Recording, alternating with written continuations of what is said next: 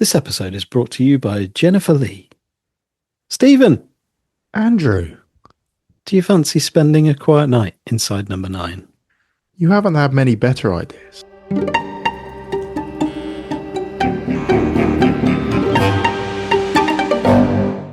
Yes. One last time. Series 9, Episode 6, Plodding On. We're going into the scripts, which is where we compare what we see in the script book with what we see in the final episode and note any differences, discrepancies, additions, all of that kind of thing. And we have reached the end of the book. How do you feel about this? I feel that you finally, in the very last episode, put together an introduction for the flick through the scripts. I feel like you've been saying that for the past few weeks. No. They kind of dropped that felt like the straight in. This is flick through the scripts. It's not something we've remembered about 10 minutes in. I'm going to lead with this. You haven't yet said that if this is your first time listening, we did actually record a reaction episode to this when it was first broadcast. So it might be a good idea to go back and listen to that one first if you haven't already. And now I don't need to say that. You don't. Oh, that was really well done. Thank you, mate. Yeah, I feel like we've finally peaked. It can only go downhill from here. It can. Yeah. So we said last week that The Curse of the Ninth was like the final proper episode, and that this is less of a proper episode. Fluff. It's Fluff just, around the edges, really. It's sort of, bit of fan service fluff. But no, I think it is an episode. I think going back into it on this occasion, I did think, do you know what? They've managed to navigate the bringing everything to a close and also it not just be a kind of reflection on where they've been sort of episode. It does have its own, it stands as an episode, I think. It's an episode of Inside Number 9 about the making of Inside Number 9. Yeah. Yeah. How did you find going back to it? I'm still waiting for a burning... No, I think I noticed more little nods and, like you say, fan service bits and pieces watching it again this time. It was... I don't know whether... Because after this was broadcast, there was the documentary where they talked about making it and the amazing time they had writing it and putting it all together. And then obviously we've seen the stage show as well. And I don't know whether seeing all those things about how differently it's actually closed off compared to this closing off. Do you know what I mean? This was quite bad-tempered and unhappy until the very last bit. Yeah. When they finish off together. But actually, in reality, it never was like that. And I knew it wasn't like that. But seeing the real gave this a different feeling for some reason. I don't know why. Mm-hmm. You know what I mean? I think so. Yeah. Yeah. So like the stage show felt more of a closure, a conclusion. Yeah, and I think, no matter how much you know full well that this wasn't a bad-tempered ending and a kind of a... we are joined at the hip, and yeah, especially with the way the stage show finished with spoilers. we can do spoilers now, can't we, for the stage show? Yeah, we already have, haven't we? There is still... I mean, we have done episodes about the stage show. I don't think we've done... I don't think we talked about it within other episodes because... Can I not then? I don't know. Okay, right. The ending of the stage show felt like a proper sign-off. Even though they actually almost did that within this episode, there was a little bit of a no, don't. But that was like the perfect sign off, wasn't it? Because that was a sign off in itself within that episode of the series way back when. And that felt like a really good note to end it on. I don't really know what I'm saying at this point. I think you kind of understand what I'm saying. I do, I do. I think, yeah, you were saying this was a bad-tempered uh, episode Yeah, where you were totally unsatisfied with it being the end. that wasn't, but I'll let you have that. That's fine. Tell me if I'm wrong. Yeah, good. What was the How about first? you? You haven't answered Oh yeah, yet. no, I You haven't. haven't asked how you felt about it. No, I really, other than the real frustration with Tim Key making my hand hurt, so to speak. Yeah, he's the cause of a lot of scribbles in my script book. Thank you, Mr. Key. No, I loved it. I just think I think they nailed this so well because it just ticks so many boxes. Like, and the fact it ends as it does with "Hold on tight" and Yeah. all of that meta stuff. Yeah, I think it's a perfect end to the TV element of Inside Number Nine, and then yeah, the stage show builds on that, and then gives you that real Absolutely. sense of like, thanks for the ride, guys. Yeah. So Yeah. it was good. I enjoyed it. So let's go through the script. First thing that you noticed. The first thing I noticed was that there's no mention in the script of the nice ornate number nines on all the toilet doors There isn't, is that there? reflect the episodes. Which I imagine, I mean, I'm assuming that was a design choice. They just Yeah. happened to find somewhere with all these lovely signs that perfectly reflected inside number nine episodes on the toilet doors. That would be really interesting to know more about in terms of where, because how many of these sorts of design elements did Stephen Reese actively get involved in? Because it's the sort of thing you could imagine maybe the team just putting together like all of these nines that represent the different episodes and then building this set and that being a surprise for them. So That'd yeah, be nice. Yeah, let's imagine that. That's nice. And then that's they walk nice, in isn't and it? they go, "Oh, look at Oh these! guys, look Look at these! what you've Oh, you've done. nailed this!" Oh, you made a cake just like Nana's party. Oh, Oh, there's guys. a prosthetic Steve head under it to match Reese's one from Line. Deadline, yeah. The first thing I noticed was a sign in the window reads "closed for a private event" in the script, and actually And that it was sign is out the outside front. thing on the little plinth thing. Yeah, it's a bit slightly more classy, I think, to have it on the plinth rather than felt like just in the windows. In the window next to an advert for a BMX. Yeah, at the local. Yeah. and a dog groomer. Exactly. And then when Catherine walks in and yanks the soap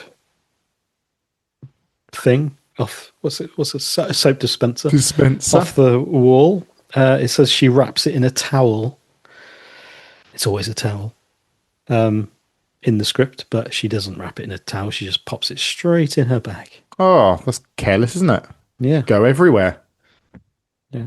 I love those sorts of little details that they've gone to in the script. Yeah. Where it's, No, don't worry. I can't be bothered.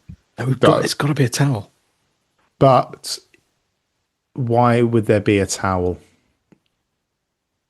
Why indeed? Are you carrying a towel around just in case of you nicking something? And they had hand dryers in there, so we didn't need towels. There you go. Good point. They didn't think that through, did they? They when were didn't. writing this? Ham-fisted, right? She also doesn't look under one of the closed doors to see a pair of men's shoes. Okay. She just walks to the cubicle and knocks on it To find Tim standing awkwardly inside. with all of his extra words and phrases. Tim is a character in himself, isn't he? Tim is a character. Tim, I think, has constructed the character of Tim Key. I don't know if that's actually his name. Is Tim Key his real name? Oh, I don't know. I'd assume so, but Might not be. maybe not. Fact check. I so I don't think Catherine says she was cornered by Anne Reed. I think she just said she was cornered by Anne. Oh, did she? I think so. I might have missed it, but I think she just said Anne. I feel like I heard a read, but maybe. There's a Reed later. Where's the read later? But yeah, then we just get this annoying series of Tim Key. Oh, you're right. It's not Tim Key. Is he not? Timothy Key. How he was born. Thank you for that. You're welcome. Good, I'm glad he went to the great lengths to create a stage name. So I think, yeah, Tim was allowed to basically play around with the script by the looks of things. And he just makes it funnier. He does. He's very funny. He is so good. He inserts little, like with that, sorry, I got cornered by Anne or Anne Reed. And he just adds like oh Christ. It's not in the script. I think I would have found that very difficult to film with him. I think he must be an absolute menace. And even it's little things like in the script it says like there's been 3 number ones and 1 number 2, so I haven't been bored. And he adds an exactly. I haven't exactly been bored. And it brings the whole line to a whole new level. I haven't exactly been bored. It's just like that changes everything. Oh, I haven't been bored. I haven't exactly been bored. I haven't exactly been bored. Yeah. And like things like he adds yes. I usually just do 2 circuits pretending I'm looking for someone and then leave. And then there's a change here where in the script it says I never know what to say to people. And he changes it to I have nothing to say to those people. I have nothing to say to these people. Which completely changes that line because it goes from I have social anxiety to I hate the people that are at these kinds of things. I have nothing to say. But then this will loosen you up a bit. Still kind of is relevant to both of those. Maybe a bit more talk. He's changed. Talking wise was changed to make me a bit more talkative. And then his little story about instead of she says, it gives you confidence. That's all. You've not had it before. He was scripted to just start with no, never. But in films, he goes, yeah, no.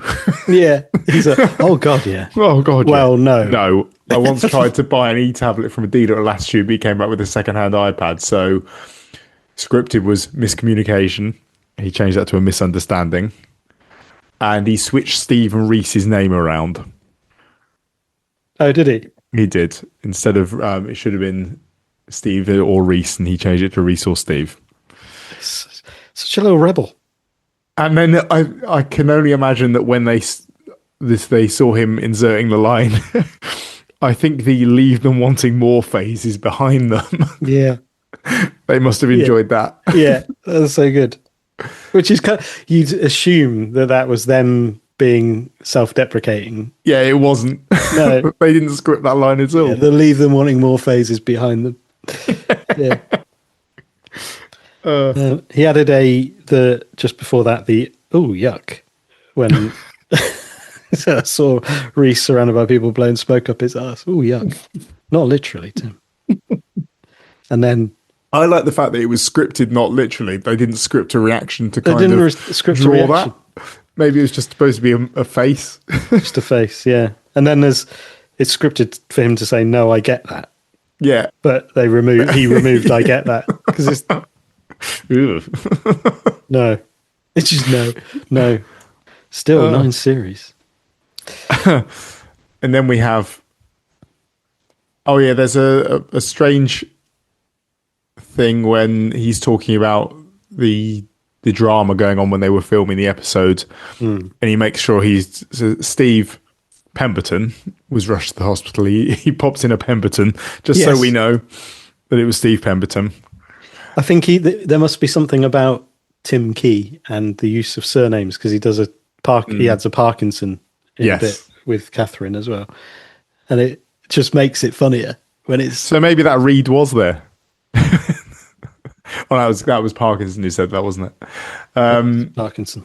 Then Amanda appears for the first time, trying to use the toilet. Instead of saying that it's closed at the, it says he's scripted to say, "Good, sorry, these loos are closed at the moment. There's been a blockage." That changed to they're out of bounds at the moment. There's been a blockage, pre-existing. He clears up. Pre-existing is brilliant. And then he says, like looking at the other cubicles, he's like, "These are blockages."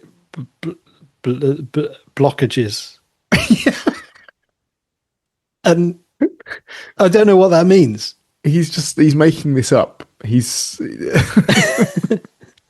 But it feels like really deep. It feels like it does. Making some kind of deep point about the cubicles being blockages to something. That I can't quite get what this might mean.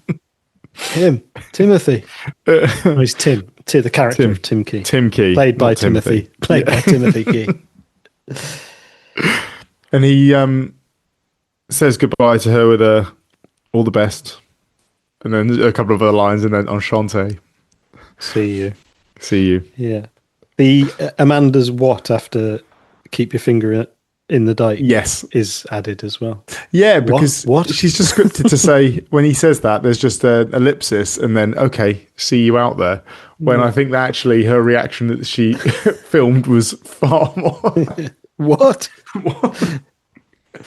Sure. No, you don't say that. It's almost as though that wasn't written with a double entendre in there. But they realised, actually. Yeah. What? What? Who was that? Catherine Parkinson. Which changed to Catherine Bloody Parkinson. Catherine Bloody Parkinson. Yeah. And then he adds a what do I owe you? Have you got any cash on you? What do I owe you? Which again is just delivered. His delivery of these lines is just so good. He drops another one in with she asks, yeah, have you got any cash on you yet? He picks up the cardboard toilet tube and with he adds in, are this any use? It's probably too big, isn't it? Yeah. Oh, there's a bit cut, isn't there, when Catherine's talking about the Body Shop voucher? Yes. I'll dust it off before I swap it for a mango bath bomb. Does she say that? I didn't notice it go, but it might have been. I was furiously... That's the thing. I think there's going to be several things that I think have gone, but I just didn't notice them because I'm trying to pay attention to too many things. Not Your First Rodeo was added as well. Yes, it was. Not Your First Rodeo. They then go on to talk about the Divine Comedy Amazon show. And Catherine says every company with the equity card's been up for it. They want English actors, apparently. And Tim cuts in with a fucking hell. Are you serious? And then he does the non-directed, just resting his head on her. Yeah. And then just making like a noise. Which I wonder how many takes they did. Whether this was the first take and what Catherine Parkinson was thinking. Other than, oh, Tim. Please. You're ridiculous. We then get a brief respite from Tim Key going off script. And and that's it, I think, isn't it? Do we? Oh, he adds some things. Oh no, we do get an added in. Oh yeah, so sorry. Yeah, we then have him sniffing the coke, supposedly, but he doesn't say, he's scripted to say, oh yeah, that's good shit. He doesn't. He says, oh wow, right you are. Yeah. And just before he goes down to do the line, he says, "Mercy, see you shortly," and that's not scripted. There's a tap on the door. Oh, the just before that, the bop on Catherine Parkinson's nose. Bop. That's when he says, "Catherine Parkinson." Yeah, just like bops her on the nose. None of that's in the script. Neither is when Anne knocks on the door and says, "Catherine, it's Anne Reid," and he says, "Fucking hell." Yeah. Oh, Yeah. and that's the end of that scene. Yeah. And then, other than a hello, Anne, Yes, who's the hello? Is that Tim or Catherine I who think says it's hello? Tim. Hello, Anne.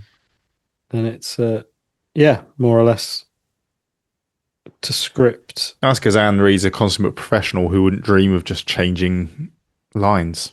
She wouldn't. Unlike Tim fucking Key, as he's referred later on. And then we get Robin entering, well, Reese. Robin, the first thing I've got about this is that the trousers down was not in the script. It's it is in the it's Oh, he does. Sorry, I found but it it's in now. a Yeah, it different does. place. Yes, he drops his trousers to the ground and starts to wee, chatting all the while. Yeah, oh, I've seen it now. Yeah, it happens in the episode slightly later than it's there in the script. My mistake. Outrageous. Outrageous, fantastic, and outrageous. He adds a lot more. Robin obviously naturally says "listen" quite a lot. Yes, he does. Yeah, I noticed that.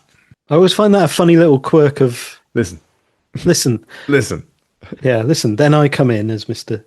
Yeah, I noticed. Who was it? I think it was Ed O'Brien on Adam Buxton's podcast. Oh, does he? I noticed he says it quite a lot. Yeah. Listen. I just find it funny because I'm always like, I am listening. I am listening. You've already got me. I'm captive. That's what we're doing here. Yeah. His script is awful. Yeah. I just love these. I love how they manage to insert these kinds of moments into their episodes, which are obviously, awful little scripts that are derivative of whatever it is, like this, the sort of carry on stuff. Carry on bussing. But they manage to pay homage to it in a weird way at the same time by including it. And there's just something really nice about the way that they tread that line. Yeah, I know what you mean. It's all clever wordplay like that. Then you look at her tits and I'm like, St. Paul's Cathedral. So it's all clever wordplay. Yeah. Very clever. Well done, Robin. Very clever. Well, that's what you and Steve do, just fill in all the clever bits. Maybe they're all dead or ghosts or something. That's what you usually do, isn't it? Well, we've done that 3 times. And then he adds in 54 films. We've done it 3 times. We've only done it 3 times. Which is, because I remember we talked about that, the use of the word films there, which was a really nice way of describing the episodes of Inside Number 9. Well, especially when they then refer to them later as Little Nothings. Yeah. Like that's Reese sees them as films. Films. That's how he treats them. Yeah. But that's not scripted, is it? That's added in. Yeah. Robin had a bit cut, didn't he? He also changes. I heard Steve ended up in hospital. I hear Steve was taken off to hospital or something. Which I think might be pernickety, but it is there's something different about being taken off to hospital versus ending up in hospital. Yes, that's true. Because I think the taking him off was the most important part of that moment where he was taken away to not hospital. Also, not an audition, as we'll come to later on. Yeah, just a meeting. Just a meeting. But then they do talk about an audition. They do. Very later on. Yeah. So Robin has a line cut about Reese says it was really scary though, and in the script Robin says, I bet it was. Actually, there's a joke on page 17 about my missus having acute angina. I thought of Sue Holderness. She'd do it. She's a mate. That whole thing went. I don't know if it was a time thing, but yeah. I mean, I just didn't find it that funny. No. It's meant to be. No. Steve is, well, my next bit. I don't know if you've got anything else in that scene, but no, I do like this scene. I International do like Toilets Night. And Steve, it says that Steve is casually dressed in t-shirts and in t-shirt and jeans. Oh, he's not, is he? He's already got the shirt. He's already got a shirt on. Yeah, it says the suit is hanging on one of the cubicle doors. The shoebox on the side. The shoebox is on the side, Yes, but the but shoes aren't where no he thinks shoes they in are. there. There are no shoes in there. Just a poo. Just a poo. A fetus, but it's not a real one. And then here we get Rosie entering, talking about the different cocktails. We've got some cocktails cut. So some references to episodes are missing in the final thing. Because they also had a Mother's Ruin martini, a Last Night of the Pims, and a whiskey sour decatriophobia. Although nobody was ordering that one because they couldn't pronounce it. I'd order that one now. Yeah, I think we're both confident about that. Yeah. Yeah, and I think that out of all of them, it's the one I would order. The whiskey. Yeah, I think so. I think so. Nothing Whiskey else there is sour. taking my fancy. Maybe the Mother's Ruin martini, although I prefer a vodka martini to a gin martini, which I assume a Mother's Ruin would be. I would imagine so. That would make sense, wouldn't it? It would. Yeah. But all of that was cut. And I'm kind of glad because They're bad. Although I think the point was they were bad, weren't they? Like the riddle of the Aperol Spritz is a real stretch as it is. It is. That's true. And I think that was enough to just, you didn't need another 3. Well, so I think Diddle Diddle Daiquiri is all right. And Bloody Merrily Merrily, that's all right as well. Riddle of the Aperol Spritz is starting to push it. And then the other ones are just, yeah. To be honest, Mother's Ruin Martini probably is... No, actually, no. Mother's Ruin Martini and The Last Night of the Pims are probably the closest to being sensible. Yeah, you could imagine them actually existing. Yeah. Yes. Yeah. Although what is Last Night of the Pims is just Pims. Just Pims. that Prepared. has almost gone off. Or I think we can get one more night out of this. the bottle's nearly empty. Yeah. One of the two. Just leave it until when's the use by date? Okay, yeah. We can only serve that the night before that. Yeah. Well, I think this is the last night of that, Pims.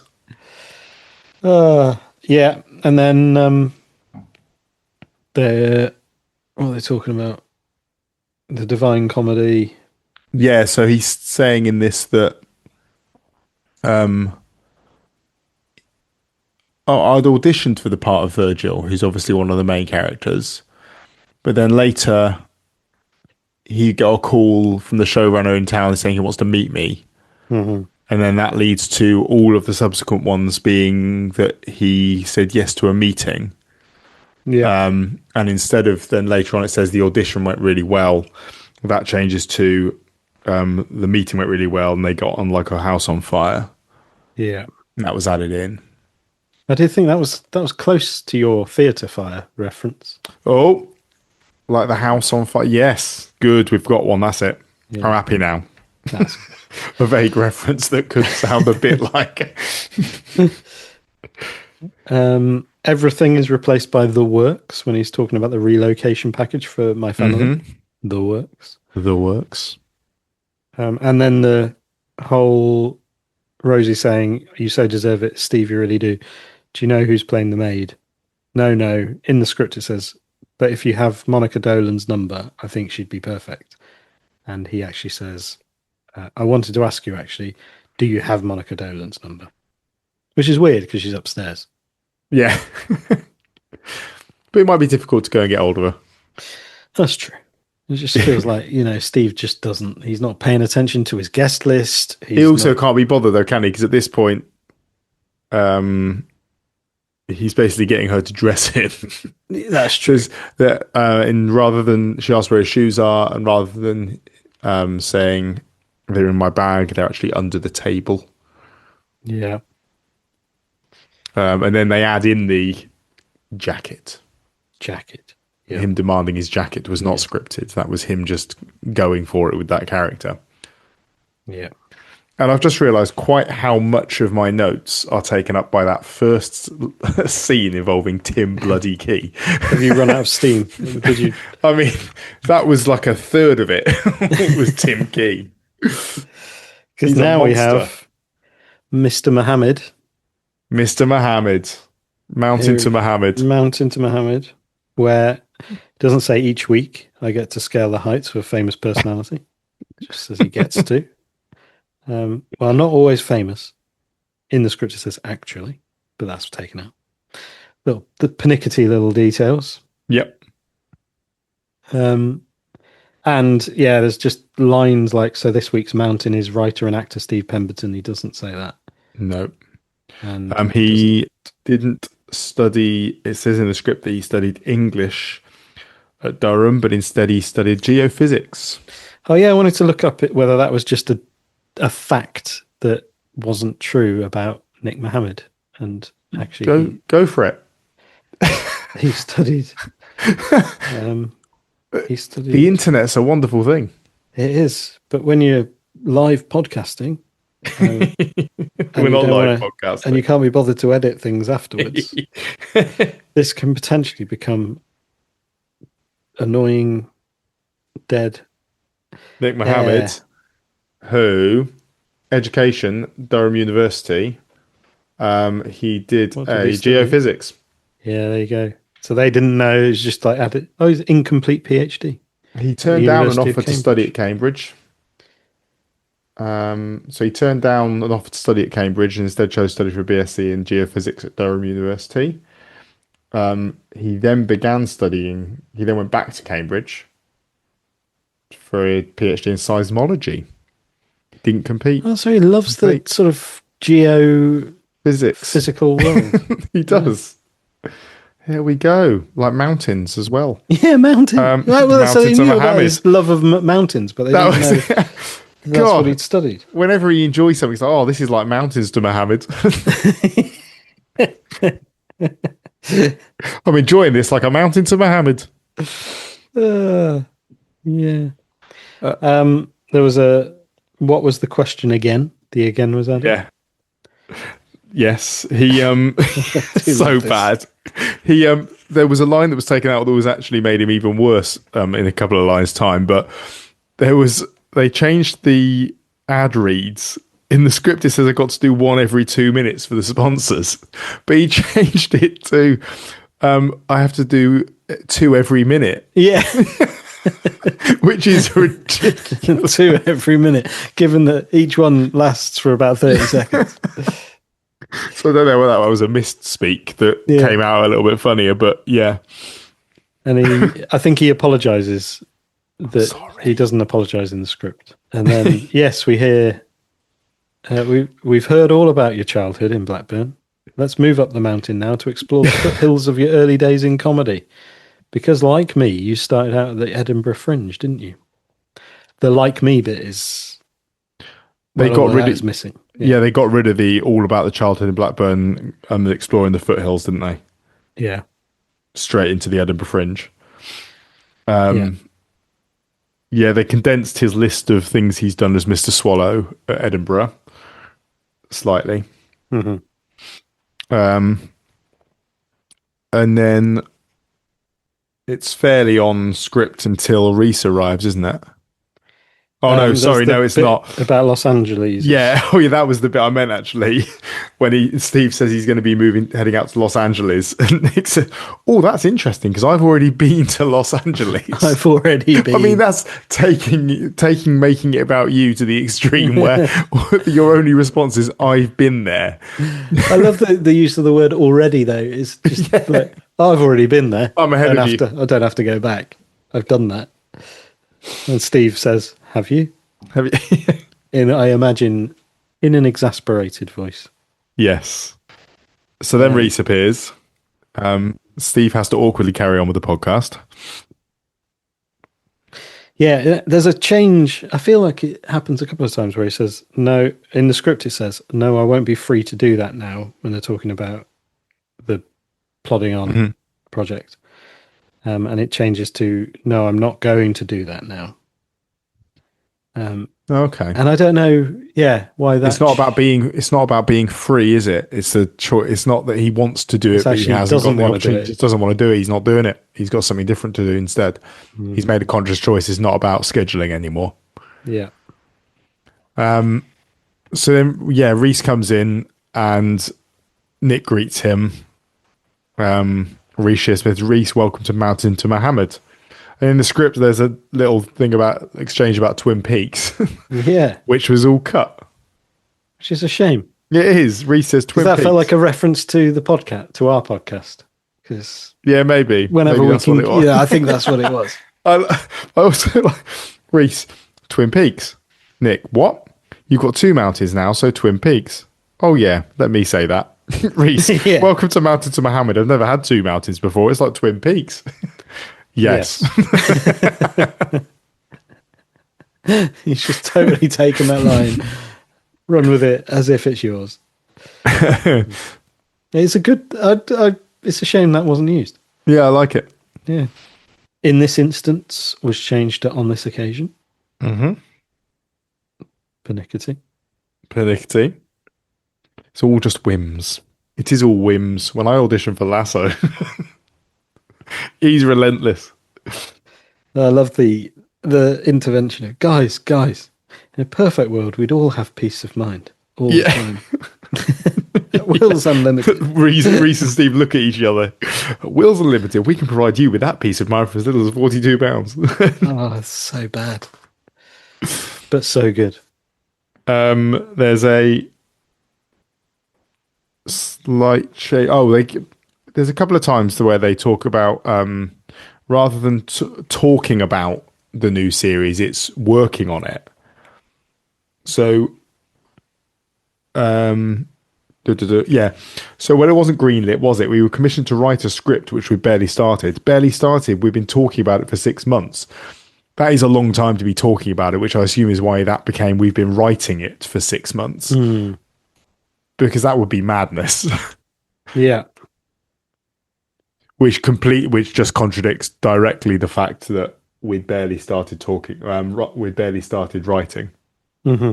Instead of Reese getting a bit ranty, then there's a change to. Oh yeah, when they're talking about Steve going into hospital. Sorry, I lied to you, but I didn't think you'd understand. I don't understand. In the script, it says, explain it to me. It says, clarify the situation for me. Oh, yeah. I felt like he was more angry at this point. Yeah, that's a Reese line. Please clarify this situation to me.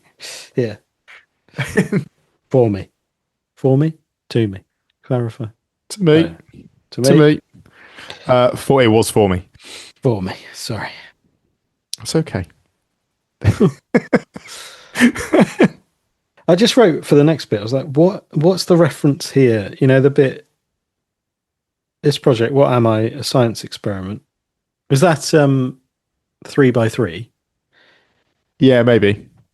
No, but it's a perfect time for us to try and do new things independent of each other. We're not joined at the hip, are we? What's that a reference to? That feels like a reference to an episode. Oh, joined at the hip. It's perfect time for us to try and do new things independent of each other. I guess there's a bit of Bernie Clifton in all Oh, of this. maybe, yeah. I knew you'd make it difficult. Why can't you just be pleased for me? Everyone else is. I know these all feel like references, and I was like, I can't quite pin them. There's an added in line here where he's getting angry. Yeah. I'm happy you're off to go and working with the exciting new people and earn lots and lots of money. It must feel very important was added in. Yeah. That wasn't scripted. And then a what was turned into a you fucking what? Not now, Amanda. Poor Amanda. Well, she's growing a monkey tail. She is. Which is horrible. How she felt reading delivering that line. Yeah. There was a change to. I mean, I'm not talking about fucking Death in Paradise. I mean, big American things with a proper. So the script was proper 5 series character arc, and it became a 7 series character arc. Oh yeah. Yeah. I'd say it would probably end up being a 9 series. Probably 9. Dante's Inferno. Yeah. And there was a stupid added to who am I going to sit in a stupid little office and have a laugh with, rather than sit in a little office. I think the thing with all this is that it feels like it could be real.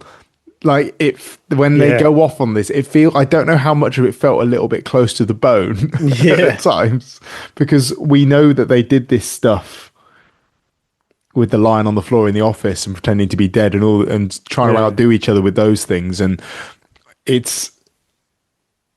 I guess it's the same as like the trip with Steve Coogan and Rob Brydon, where they're playing versions of themselves, and there is some element of truth in some of it, Yeah.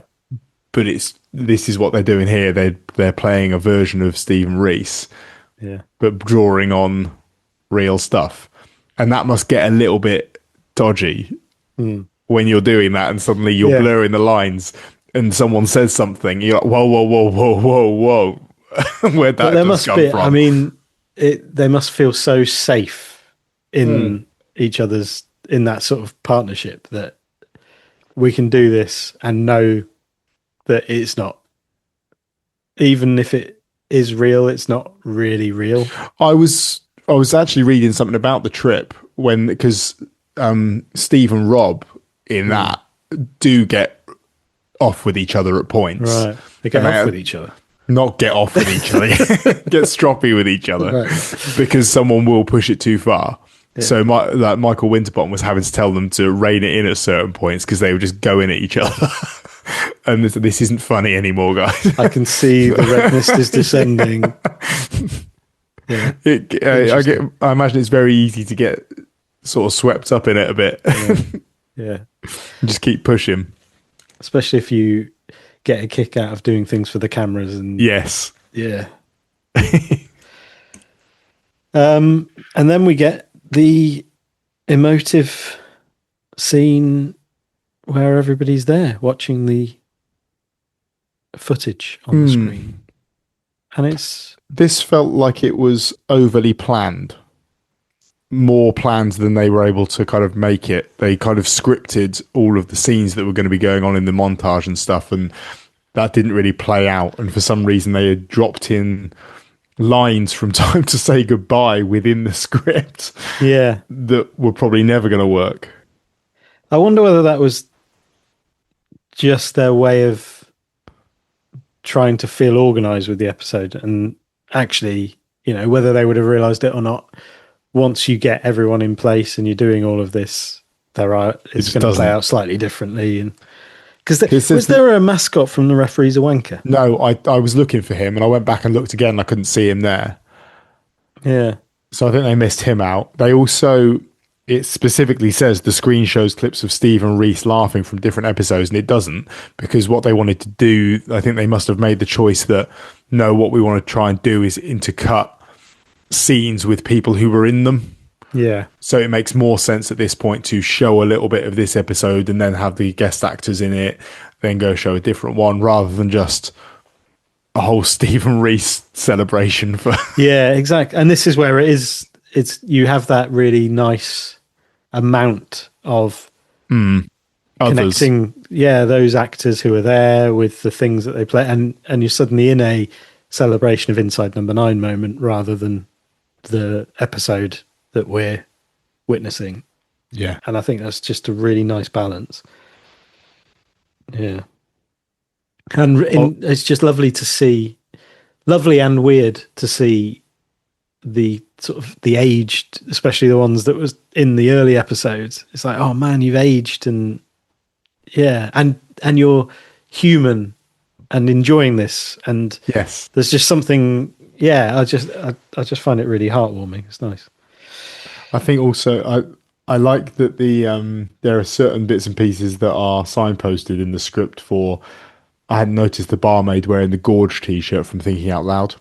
No. That's nice. And also the chalkboard menu with granola. Yeah. And he's there, old spaghetti bolognese, the illusionist. Oh, yes. Yeah. Kevin Eldon. Yeah. And then he's talking to Jason. Oh, yeah. They cut a line from Jason. Oh, yeah.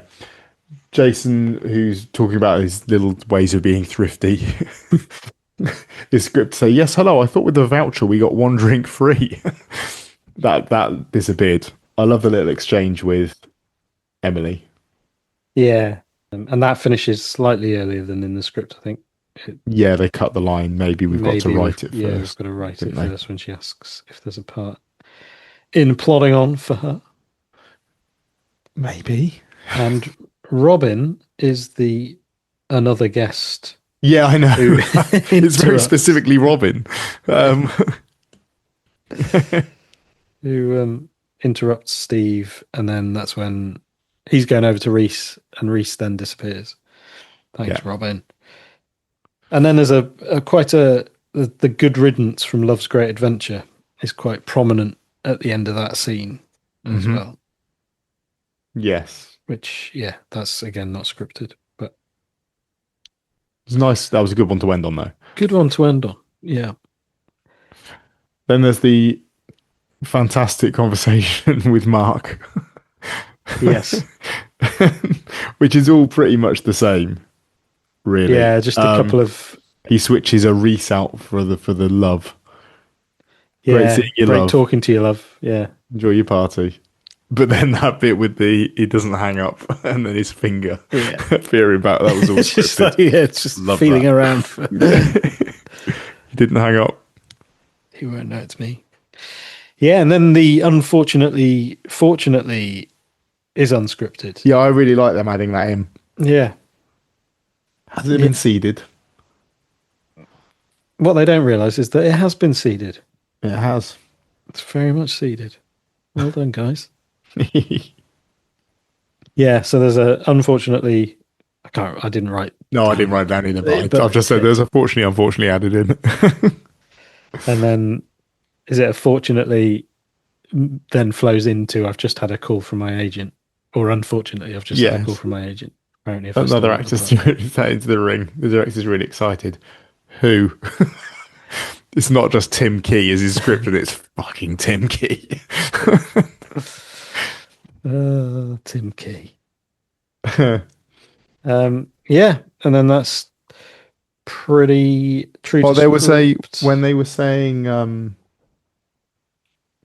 if you're going, Steve says, if you're going to cry,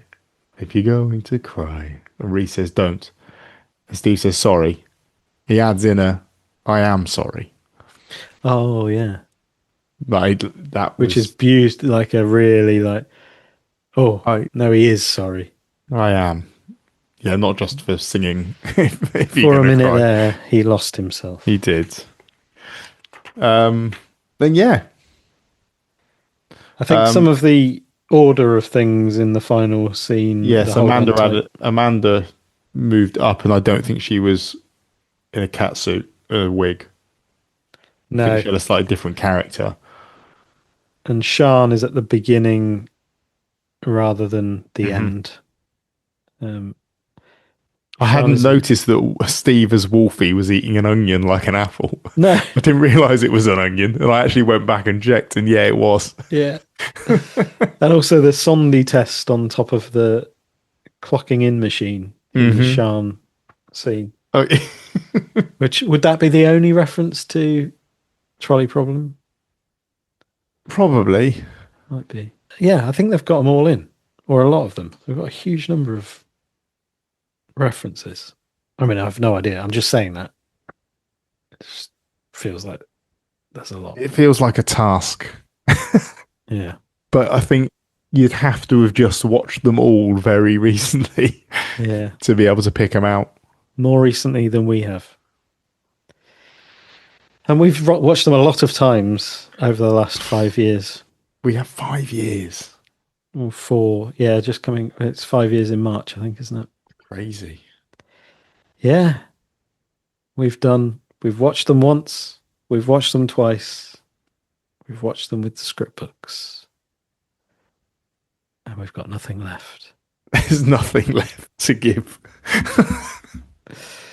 Yeah. But we will carry on. We will be podding on. We will be podding on. I think the only thing left to do, if you're up for it, is a special day special. Yeah. Where we're going to do it now. Obviously, I think it might be some kind of talking about our favourite episodes and maybe ranking different things in Ranking all of them, ranking all 54 episodes from best to 54 worst. yeah. We're not going to do that. That would take a very long time. No, I want to move that one up. I want to move that one. Oh man, can you imagine? No, we'll see. We'll see how we filter things. Who knows? But yeah, if I don't really know what I'm asking for now, because I suppose you can still have thoughts on this episode, can't you? They're allowed. They are. They are allowed. They are.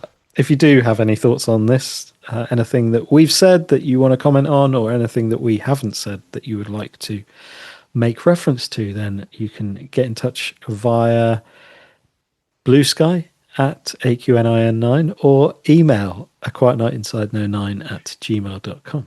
If you have a list of references from Podding On, Yeah, that would be we'd love to read them. Yeah, because I can't be bothered to go through. It seems weird after 5 years of talking about this program to say I can't be bothered to do anything to do with talking about this program in such ridiculous detail. Oh, I can't be bothered to. Yeah. Yeah, and if you want to fund the continuation of this podcast beyond this moment, then you can sponsor a future episode by dropping us a few quid via the PayPal me link in the description. And we will have some exciting news about other ways that you can get involved. Get involved. Be involved. In the new year. Should we say that? In the new year? In the new year, yeah. Do you reckon? Yeah, in the new year. Cool, man. All right. Well, see you for a special day special. Go and open a beer. All right. Bye. Bye.